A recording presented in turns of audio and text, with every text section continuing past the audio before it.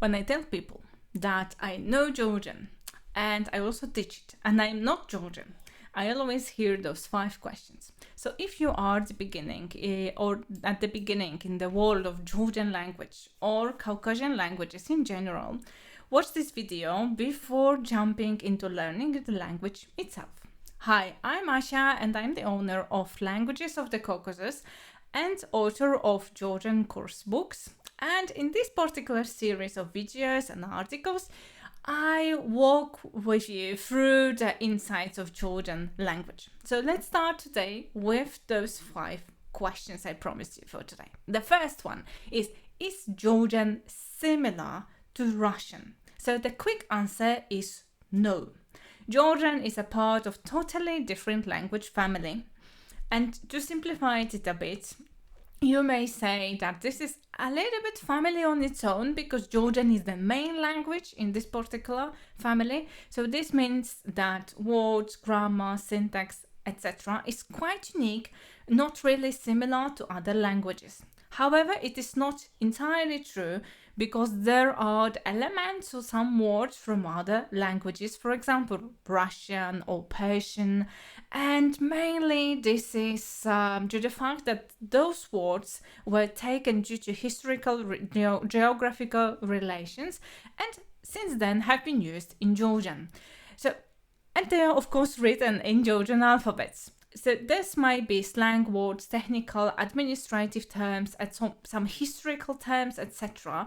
And they are also incorporated due to the fact that some languages were so-called lingua franca in the region. For example, Russian for quite some time was this type of language.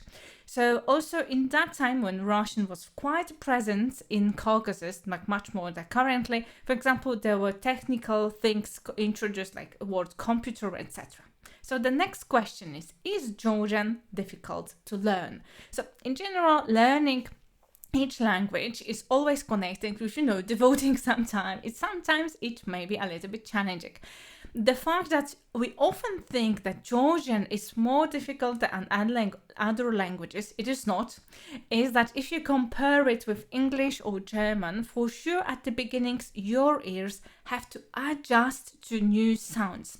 So, because often you do not hear as often, as frequently Georgian as you do with other languages like English or German, etc.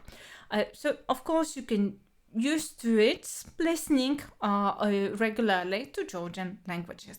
But however, we have to admit it is different than other European languages. That is why we often find it difficult. However, if you have good study plan and if, for example, you have some help from teacher, then it really can be a pleasure. So the next question is, are there any cases in Georgian languages? So yes, similar to, for example, Polish or Russian, there are 7 cases and 3 of them are similar to ones in Slavic languages, for example, and to some extent in German, but the rest is being used slightly different. And all about cases we'll be talking in separate materials. But there are cases. The other question is how many tenses there are in Georgian, often frequently asked questions. So there are 3 tenses, past, present and future.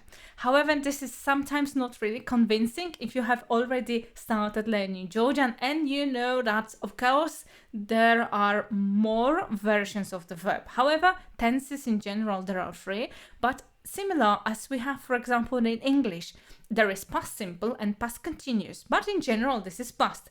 So in Georgian, this is called skrivs, so mskrivi. And more about those we'll be talking about in grammatical parts, but in general, there are 3 tenses. So the last questions, why do people study Georgian? So there are several reasons for that, and I don't know why, but people often ask me this. It's like my belief in general, if you really want to know the country, you are interested in the facts, the history, you read a lot about them, about those pieces of information, it is quite essential on some level to know the language, because then you cannot understand, the hidden nuances of traditions, of culture of this particular country. And especially if you want to live in Georgia or you have friends there, it is really, really helpful, or you have a spouse that is Georgian, for example, it's quite helpful to understand their culture, upbringing, etc. So those are my 5 questions. If you have more, or you often think about other questions about Georgian or Georgian languages, or in general about Georgia, let us know in the comments. I'll be more than happy to prepare a video answering to your questions. And for today, this is all. We have all the answers to our 5 questions. So the last remaining thing for you is to let us know if you liked this video. You can comment like with your questions, for example, already you are surprised with the answer. Of course, remember to follow us and subscribe, because then you will know about new videos that will be happening and will be ready for you in quite a near future, I would say.